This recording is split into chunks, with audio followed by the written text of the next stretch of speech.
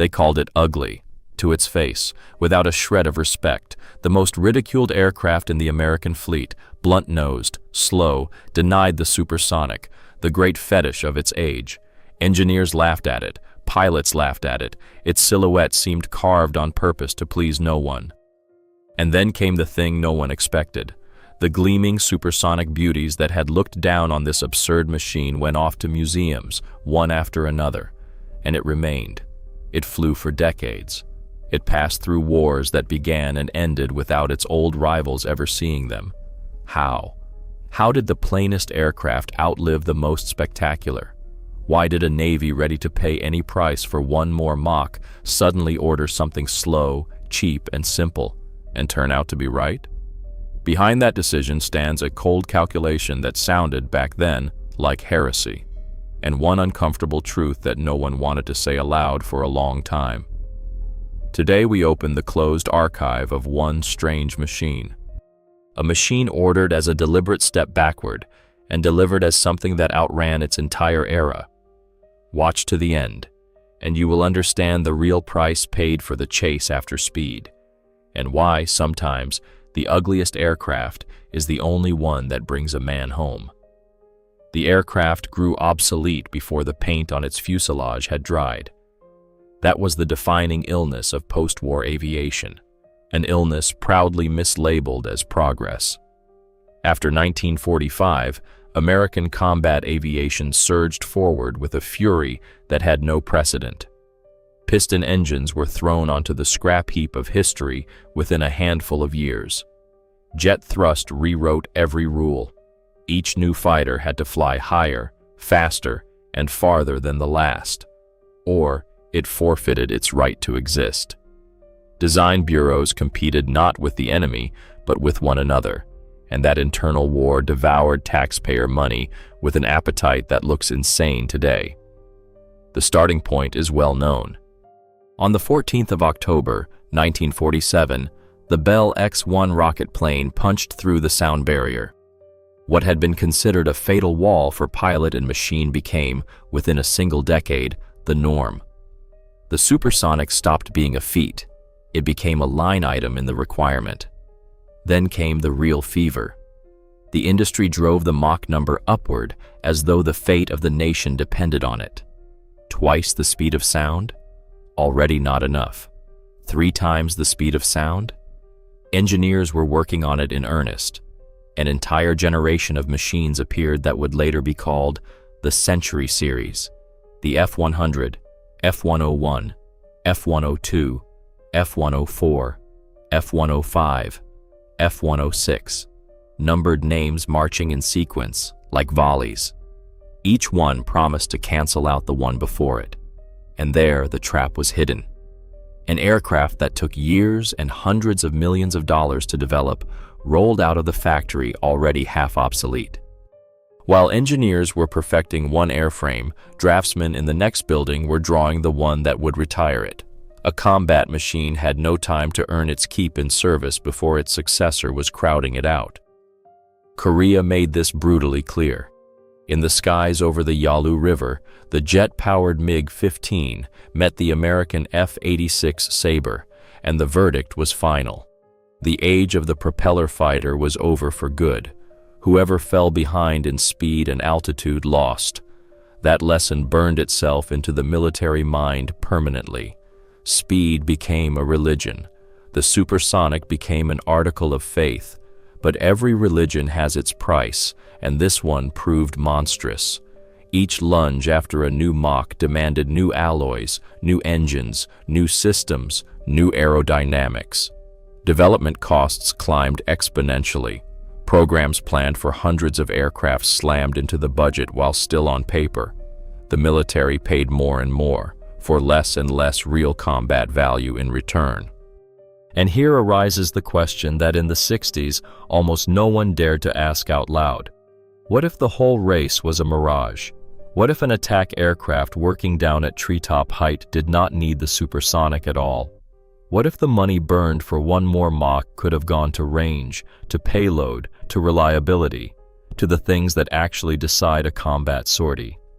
To ask that question meant going against the entire logic of the era, against fashion, against the inertia of generals and the ambition of designers. Only someone unafraid of being branded a heretic could say aloud that the king of speed was naked. It was from precisely that heresy that the aircraft they would later laugh at was born. And it was precisely that heresy that turned out to be right. By the early 60s, the U.S. Navy had a problem its parade ground reports preferred to keep quiet. Its main carrier striker was growing old. The A-4 Skyhawk, Ed Heinemann's creation, nicknamed Heinemann's Hot Rod, was a marvel of engineering thrift. Small, light, cheap, it fit on a carrier elevator without folding its wing and lifted off from a sliver of deck. In the 50s, that looked like the ideal. But war rewrote the rules faster than metal ages. The Skyhawk's short range and modest payload were turning from virtues into a sentence. An aircraft built to deliver a single tactical nuclear bomb was a poor fit for a war that demanded tons of conventional ordnance, hauled again and again. The Navy needed a replacement. And here the story gets interesting, because the firm it would turn to, Vought, already had a reputation, and a contradictory one. First came the disaster known as the F-7U Cutlass. Tailless, futuristic, as though lifted from the cover of a science fiction magazine, this fighter was meant to be a breakthrough. It became an embarrassment. The machine was temperamental, underpowered, and dangerous to its own pilots. The tall landing gear broke, the engines failed to deliver the promised thrust, and a carrier landing turned into a test of nerve. The Cutlass served only briefly and took too many crews and aircraft with it. Sailors coined a cruel nickname, the Gutless Cutlass, twisting the name itself. Trust in Vought was shaken. The firm was redeemed by another aircraft, the F-8 Crusader. Now that was a triumph. Supersonic, fierce, with its unique variable incidence wing that rose for takeoff and landing, the Crusader became one of the finest carrier fighters of its generation. They called it the last of the gunfighters, the last American fighter whose primary weapon remained guns rather than missiles. Over Vietnam, it fought the MiGs on equal terms and earned its pilots' respect. Vought had won back its good name. But that was exactly where the trap lay hidden. The Crusader was magnificent, and therefore useless for the new task. It was expensive. It was complex to build and maintain. Its variable geometry wing, its supersonic aerodynamics, its systems, all of it cost money the Navy did not have for an attack aircraft. And above all, the guns that made the Crusader a terror in a dogfight settled nothing in the work a machine was now wanted for, flattening ground targets with tons of bombs, day after day, cheaply and predictably. Put it all together, an aging Skyhawk that no longer measured up, a disgraced Cutlass best left unmentioned, and a brilliant Crusader whose brilliance was beyond the budget. The Navy found itself in a dead end familiar to anyone who has ever dealt with large budgets and large ambitions. Everything good was too expensive, and everything cheap was already obsolete. The way out of that dead end suggested itself, though it sounded almost like blasphemy. Do not build a new aircraft from scratch. That meant years and a fortune. Take an existing, proven airframe, cut away everything unnecessary, abandon the supersonic, the costly systems, the ambition, and turn a fearsome fighter into a humble, reliable, cheap workhorse of war. Vought had a ready airframe. It was called the Crusader. All that remained was to find the nerve to mutilate a masterpiece. On the 17th of May, 1963, the military put into a dry, bureaucratic document what many regarded as heresy. The requirement was given a flat, unremarkable name, VAL, heavier than air, attack, light. Behind those three letters hid a small revolution. The Navy had finally admitted out loud what before had only been whispered. The supersonic was useless, at least for an aircraft that works down near the ground. A strike plane does not race through the stratosphere intercepting bombers. It creeps in at low altitude, reaches its target, drops its load, and slips away. In that regime, the sound barrier is unnecessary. It only burns fuel, inflates the cost of the airframe, and complicates maintenance, giving nothing in return. Before ordering the machine, the Navy worked through dozens of studied configurations. Different airframes, different engines, different layouts, all of it calculated, weighed, discarded. And the math led, again and again, to the same uncomfortable conclusion. A subsonic light striker could outperform a supersonic one in real combat effectiveness. Not match it, outperform it. Less speed meant more fuel, more bombs, more sorties, and lower cost. Less meant more. On the 29th of May that same year, the formal request for proposals went out. The terms were harsh and perfectly clear. No blank sheet. The new aircraft had to be built on an existing airframe to save both years and money. Subsonic, cheap to produce and operate. And with figures that made rivals' faces fall, at least twice the range of the Skyhawk and twice the payload. The ceiling for ordnance was stated plainly, 15,000 pounds of bombs. Sit with that arithmetic. The Navy wanted a machine slower than the old one, and at the same time twice as far-reaching and twice as heavily armed. Less spectacle, more substance. To the average observer, it looked like a step backward, almost a surrender to the age of speed. In truth, it was a cold, carefully checked calculation that would overturn the very idea of what a strike aircraft should be.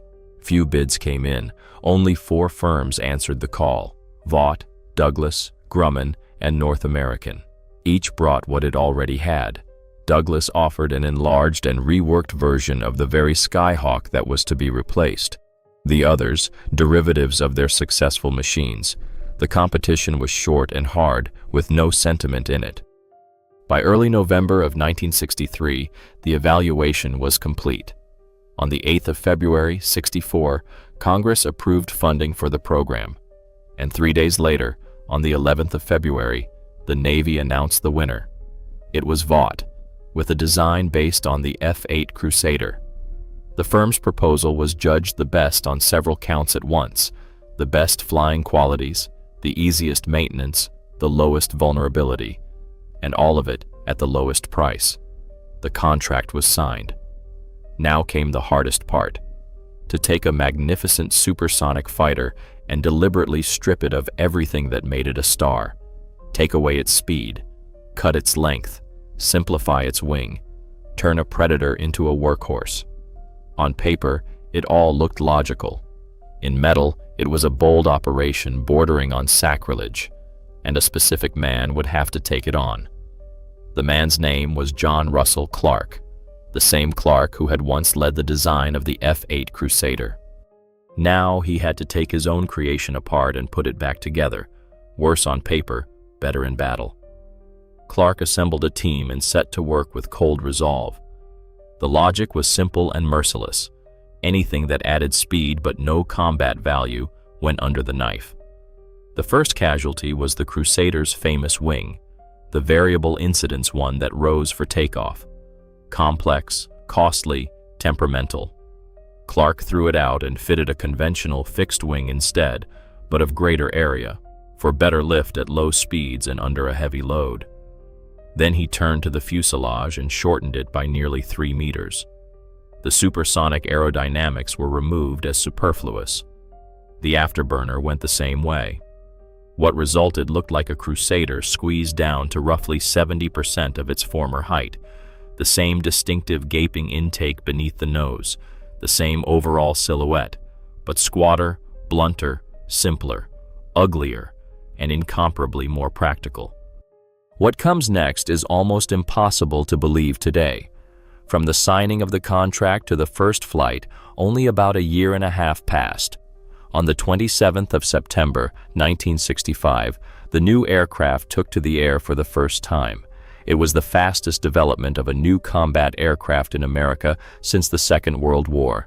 Neither then, and still less now, has that pace been matched. On the 2nd of November that same year, Vought showed the machine to the public. At the controls sat test pilot John Conrad, and he did not merely fly the aircraft around in a circle for the dignitaries. He threw it into brisk rolls with more than a dozen bombs loaded under its wings. A subsonic workhorse barely off the drawing board was demonstrating agility under full ordnance, where it had been expected at best to manage dull reliability. And then the trial spoke. They spoke in a language that silenced the skeptics. The aircraft did not merely meet the requirement, it overshot it. The range came out at roughly twice that of the Skyhawk, exactly as the Navy had demanded. The payload approached 15,000 pounds, again, right on the mark. The ceiling was higher than before, and even in speed the newcomer edged slightly past its predecessor, though the supersonic was out of the question and always had been. The military looked at those figures with a disbelief bordering on suspicion. A machine ordered as a cheap compromise, as a deliberate step backward, was behaving on trial like a full-blown breakthrough. Cheap, yes. Simple, yes. But also far-reaching, heavily armed, and reliable beyond all expectation. The Navy's reaction was unequivocal. Before the end of 1965, with the aircraft only just beginning to fly, an order came in for 200 machines. This was no cautious trial batch. It was a bet, large, confident, almost immediate.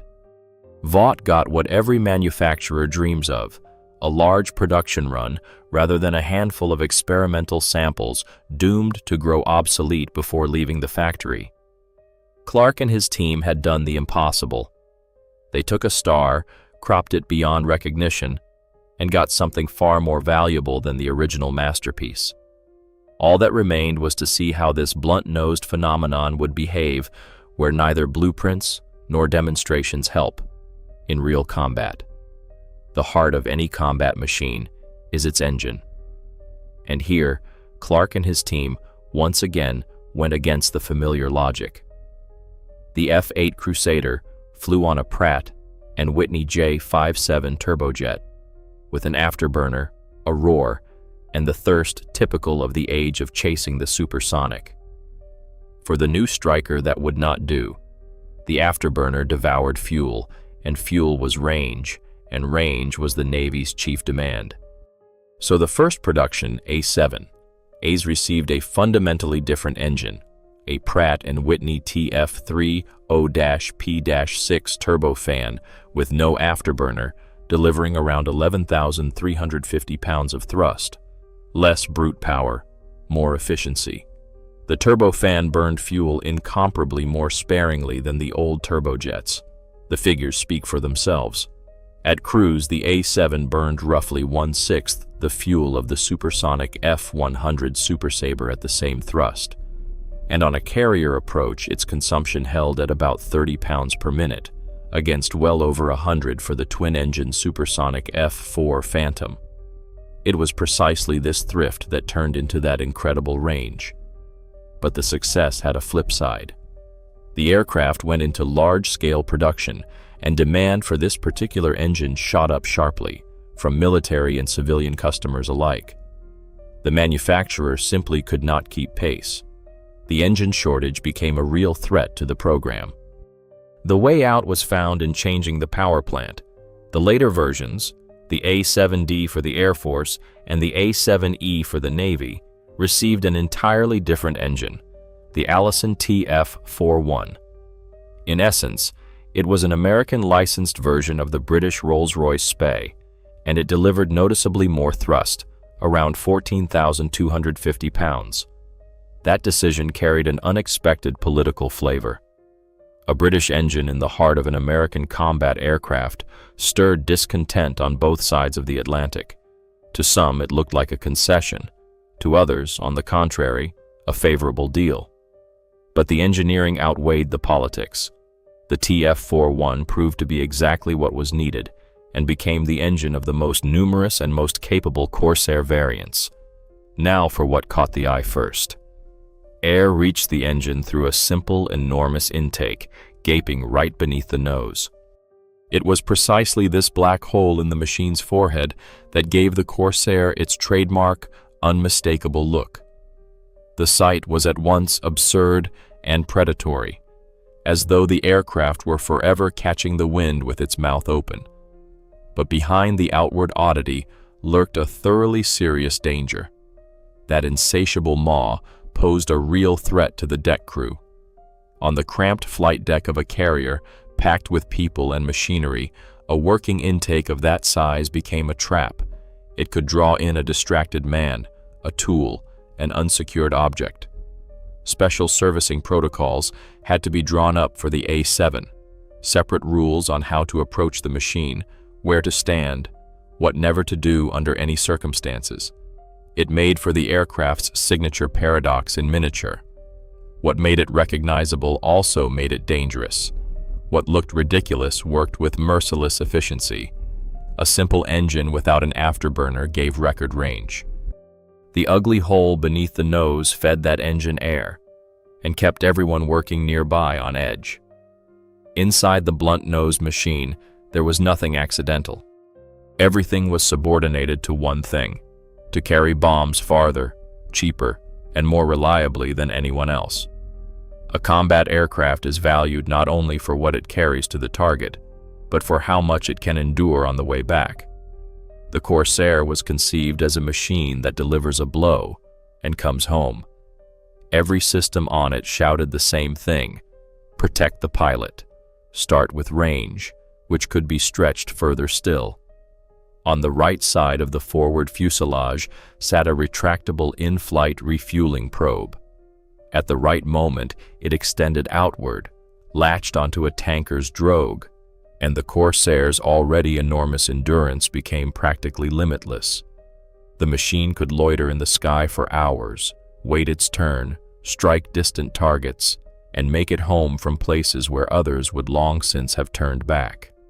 Now the weapons. The early versions, the A7A, B, and C, carried two 20mm Mark 12 cannons mounted on the sides of the nose. A proven solution, but not an ideal one. So on the later A7D and A7E, the two cannons were removed and replaced by a single one. But what a one!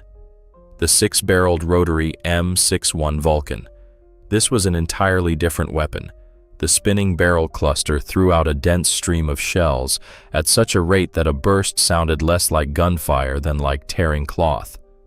One Vulcan outmatched the old pair in firepower with room to spare. The machine also had an argument against airborne threats. On the sides of the fuselage hung AIM-9 Sidewinder air-to-air missiles with heat-seeking guidance. Their role was modest and honest: self-defense.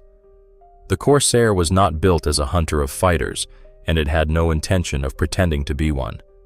The Sidewinder gave the pilot a chance to bite back if the sky grew too crowded, and to slip away. But the machine's true pride hid not in its weapons, but in its ability to take a hit. Here the designers truly outdid themselves. The flight control system was given a triple margin. The hydraulics were made threefold redundant. That meant the aircraft could take serious damage, lose one circuit, then a second, and still remain controllable. Where another machine would have turned into an unguidable lump of metal, the Corsair still answered the stick. To this, they added reinforced armor protection covering a significant part of the fuselage. Not for show and not for the reports, so that an anti-aircraft shell or a fragment that caught the machine over the target would not put an end to the sortie or the man in the cockpit. The other systems were refined and duplicated on the same principle. Let it be heavier, costlier, more complex, as long as the pilot came back. Put it all together, and the portrait is unambiguous. The blunt-nosed, slow, plain Corsair was, in essence, a flying tank. It did not shine in a turning fight, did not chase altitude records, did not frighten the enemy with its silhouette. It did something else. It went in under heavy anti-aircraft fire, released its load, took hits, and stubbornly hauled its pilot back to the deck. And it is precisely this trait, unnoticed on parade and invisible in a photograph, that would prove decisive. When the time came to count those who returned and those who did not, it would turn out that all this excessive toughness had been worth every pound invested in it. But that reckoning was still far off. First, the machine had to prove itself in the skies of a real war. If armor and hydraulics let the Corsair protect its pilot, its avionics let it strike targets in a way almost no one else could at the time. Here, the humble subsonic attacker suddenly turned out to be the most advanced aircraft in the sky. The main trump card was a bomb. The AGM-62 Walleye, a television-guided glide bomb that worked on the fire and forget principle. It sounds ordinary today, but in the 60s it bordered on science fiction. In the bomb's nose sat a television camera, and the pilot saw its picture on a screen right there in the cockpit. He found the target on that screen, set the crosshairs on it, locked the seeker, and released the bomb. Then came the crucial part. The Walleye guided itself. The pilot no longer had to dive to the last moment, to hang over the target under anti-aircraft fire, to risk himself for an accurate hit. He could turn away and leave while the bomb steered itself onto the target from the picture it had memorized. That changed the very philosophy of the strike. Classic bombing demanded that the airman plunge straight at the target, catch it in the sight, and hold his course until release. That is, expose himself to every gun the enemy had. The Walleye severed that fatal coupling. The bomb did the aiming. The man stayed alive. The machine's eyes and brain were no less impressive. Early Corsairs received the AN/APQ-116 radar. It was succeeded by the more advanced AN/APQ-126, but the radar by itself was only half the story. What truly decided everything was the integrated navigation and weapons delivery system, at the heart of which sat an onboard computer built by IBM.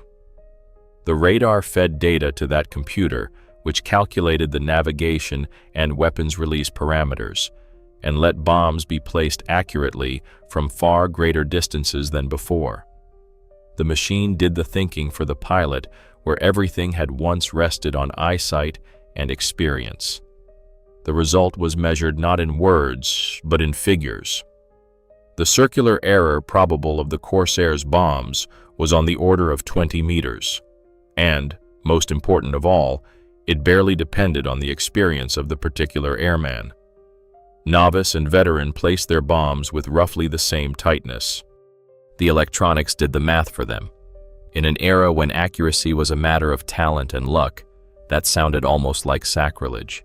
And finally, what today sits on every combat aircraft on the planet, but was then a bold novelty.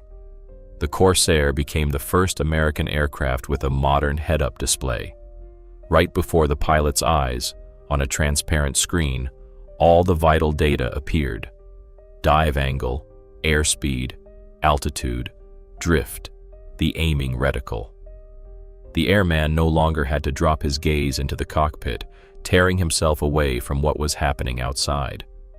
He kept his eyes on the target and on the sky, while the figures stood before him, overlaid on the real world. That technology proved so successful and so obviously useful that it instantly went from novelty to mandatory standard. From then on, the head-up display appeared on virtually every American combat aircraft. What was first seriously applied on a blunt-nosed, ridiculed attacker became the norm for all its glittering successors. Here lay the Corsair's central paradox.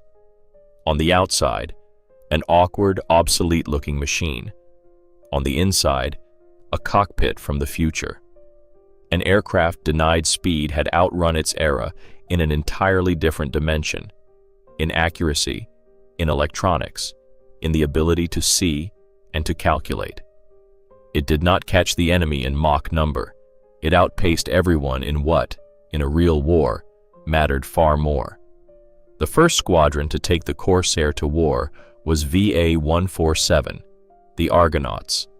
Formed in early 1967 at Naval Air Station Lemoore, it was the first in the American fleet to master the new machine. In the autumn of that year, the Argonauts came aboard the carrier Ranger and set out for the coast of Vietnam. The date of the debut is worth remembering because confusion would later grow up around it. On the 4th of December, 1967, the A-7A went into combat for the first time.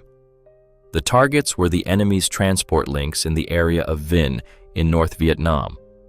It was then, in December of '67, and not later, that the blunt-nosed attacker opened its combat account. Here, it is important not to get tangled. There is another date as well, May of 1970. But it belongs not to the aircraft in general, but to one specific, most refined version of it, the A-7E. It was the E, with its powerful engine and advanced avionics, that first entered combat in the spring of '70. The Corsair itself had by then been fighting over Vietnam for more than 2 years.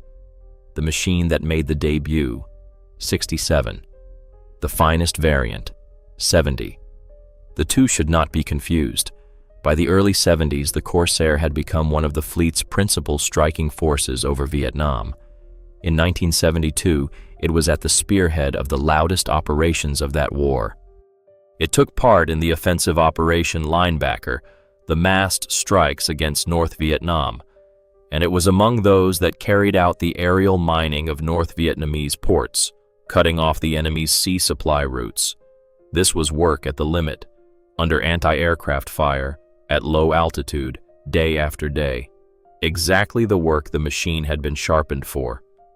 But the Corsair's most eloquent recognition came not from the staffs, but from those who sat in its cockpit. The pilots took to the new platform at once and without reservation. The machine was praised for its responsiveness. It answered the airman easily and predictably, forgave mistakes, did not wear him out on a long flight. It was praised for its superb forward visibility. Thanks to the high canopy and the distinctive nose, the pilot saw the battlefield as few of his colleagues on other aircraft could. And of course, it was praised for its range, that same enormous range that let it reach targets others could not and calmly return home. The early versions did have a weakness, the pilot spoke of honestly. The first A-7As lacked engine thrust. The machine was reliable and comfortable, but on takeoff at full load, in the hot and humid air of Southeast Asia, it sometimes wanted for power. That ailment was treated step by step, first on the B version, then decisively on the D and E, where the new engine settled the question for good. The shortcoming was acknowledged, but it did not cancel out the main thing, and the main thing was simple and weighty. The Corsair flew farther, struck more accurately, and brought its pilots back more often than had been expected of it. It was not loved for its beauty. There was none. It was loved for its reliability, its honesty, for the way it did its dirty, dangerous work time and again, and carried its man back. Against its spectacular, temperamental, expensive contemporaries, this blunt-nosed machine proved to be exactly what a real, drawn-out war needed. Every honest story has a flip side, and the Corsair had one. The machine so praised for its reliability and range could not be called a fighter in an aerial scrap, and the pilots who flew it for years said so plainly, without embellishment. The picture they described was unambiguous. As a strike platform, the Corsair was very stable and quite obedient. It ran to the target smoothly, held its course, did not act up. But the moment a turning fight began, its chief weakness showed itself. The machine bled energy fast. Without an afterburner, in sharp turns and climbs, it seemed to sink.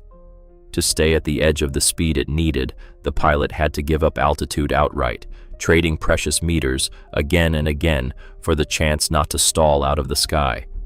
Line pilots put it simply.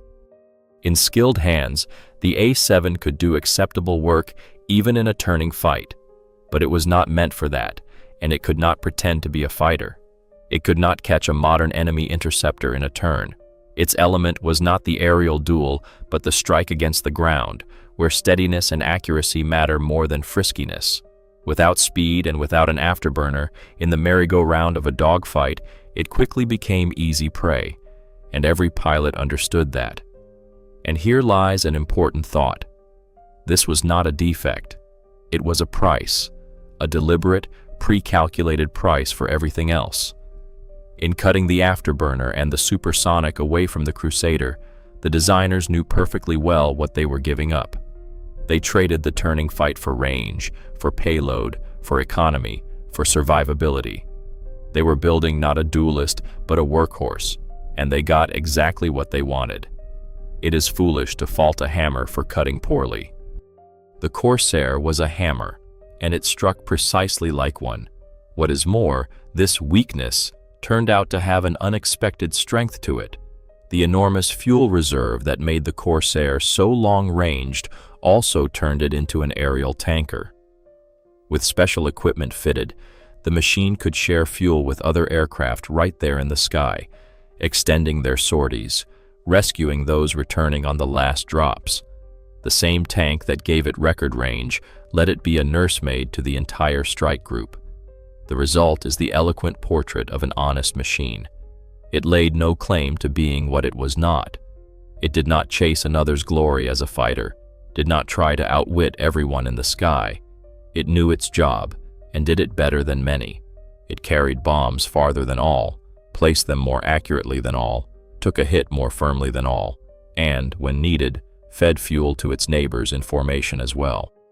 To recognize one's own limits is a rare virtue, in people and in machines alike. The Corsair possessed it in full. It was not the best at everything. It was the best at the one thing it was created for. And precisely for that reason, when the final accounts are drawn, the figures will fall on its side. Cold, dry, irrefutable figures, which is exactly what we come to next.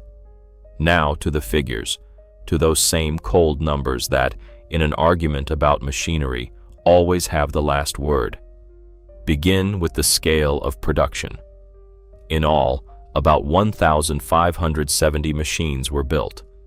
This was no one-off experiment, no museum run of a few dozen examples. It was a full-fledged, mass-produced combat aircraft, turned out for years on end. Exactly what the Navy had been after when it ordered a machine cheap and simple to build. The expensive supersonic beauties of the era could rarely boast production runs like that. Next, the intensity of the work. Over Vietnam, the Corsair became one of the load-bearing pillars of carrier aviation. The A-7 squadrons flew tens of thousands of combat sorties. Day after day, pass after pass, the machine went out against its targets, mostly those same low-altitude diving strikes marked by reliability and accuracy. This was not parade ground service, but the heavy, dirty, daily work of war under the enemy's dense anti-aircraft fire. And now, the most important number, the one this whole discussion was started for. Across all its years of combat service in Vietnam, the fleet came up short by about 98 Corsairs. Sit with that against the backdrop of tens of thousands of sorties. A subsonic slow machine that, by every skeptic's fear, was supposed to become an easy mark after every attack, lost strikingly few aircraft. It was here that the main argument against it fell apart. When the Navy ordered a subsonic attacker, many prophesied disaster. Without the supersonic, they said, the Corsair would be defenseless, drop its bombs, and enemy fighters would pick it out of the sky like a practice target. Reality refuted that forecast dryly and convincingly. That same excessive toughness, the triple hydraulics, the armor, the deliberate survivability, everything for which the machine had been called overweight, turned into saved aircraft and saved pilots. The low losses were no accident, but a direct consequence of the design philosophy. Protect the pilot at any cost. And one last thing that adds weight to these figures. The Corsair did not leave the stage along with Vietnam. Contrary to fears that the absence of the supersonic would quickly render it obsolete, the machine served for decades after its appearance. It was refined, produced in several different versions, fitted with new engines, packed with new electronics. Where its spectacular contemporaries had long since gone to museums, the blunt-nosed attacker kept flying and working, put it all into a single picture, a large production run, tens of thousands of sorties, strikingly low losses, decades in service. This is not the boast of an advertising brochure. It is dry statistics, and it is merciless toward beautiful theories. A machine ordered as a cheap compromise turned out, by the sum of its figures, to be one of the most effective attack aircraft of its time. Not the fastest, not the most spectacular, the most useful. The Corsair's story did not end with the last sortie over Vietnam. It was only gathering strength. Across its whole career, this combat aircraft flew more than 120,000 combat sorties. 120,000. And not in a single war, but in a chain of conflicts stretching across decades. Vietnam was only the beginning. Then came Grenada, then Libya, then Panama.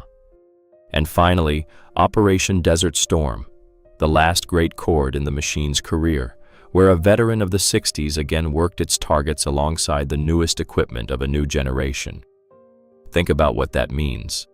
An aircraft drawn up as a cheap compromise on someone else's airframe, one they were afraid to field without the supersonic, one laughed at for its awkward looks, outlasted an entire era in service. It saw presidents, wars, and technological revolutions come and go. It watched those very glittering supersonic beauties, the ones that had once looked down on it condescendingly from the next parking spot, go off to museums. And still it flew. Why did it turn out that way? The answer lies in the very philosophy it began with. The Corsair's designers refused to chase fashion. They refused to pay for extra Machs, for impressive figures in an advertising brochure, for prestige. Instead, they put every dollar into what actually decides the outcome of a war, into range, into payload, into accuracy, into reliability and survivability. They did not build an icon, they built a tool, and that tool worked for decades where the icons broke down in a handful of years. Here is the machine's central lesson, a lesson reaching far beyond aviation.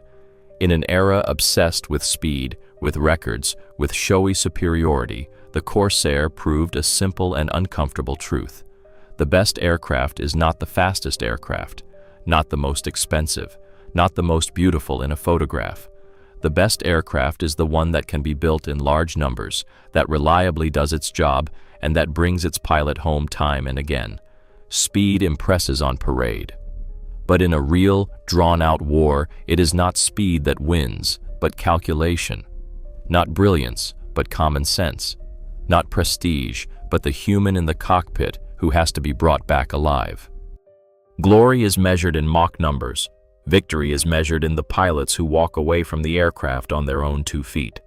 The blunt-nosed, ridiculed, plain Corsair understood this better than all its gleaming rivals.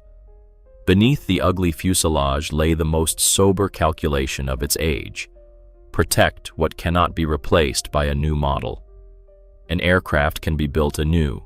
A pilot cannot. That is precisely why the story of this machine is not merely a tale of a lump of metal with a big intake. It is a reminder that in the race for the most dazzling, it is easy to overlook the most necessary. And that sometimes the real truth hides not in the roar of an afterburner or the glitter of the supersonic, but in a modest, stubborn, blunt-nosed machine that simply did its job and carried its people home. Pero es justo aquí donde empieza la verdadera discusión, la que no se ha apagado hasta hoy. Díganlo con franqueza. ¿Fue acaso necesaria toda esa carrera por el vuelo supersónico? ¿O fue la ilusión más cara de la historia de la aviación, pagada con los presupuestos de naciones enteras? Quizá el Corsair de Morro Romo no tuvo razón por casualidad. Quizá simplemente vio lo que otros se negaban a admitir. ¿Y ustedes qué opinan? ¿Fue el atacante subsónico el cálculo sereno de unos genios o un golpe de suerte que solo logró sobrevivir a sus rivales? ¿Dónde está, en su opinión, la frontera entre un verdadero avance y una hermosa pero inútil persecución de récords? Escriban sus versiones en los comentarios. No teman discutir, aquí se reúnen los que piensan. Dejen un me gusta si quieren más verdad. Suscríbanse y activen la campana para ser los primeros en acceder a las páginas cerradas de la aviación militar que durante tanto tiempo se prefirió callar.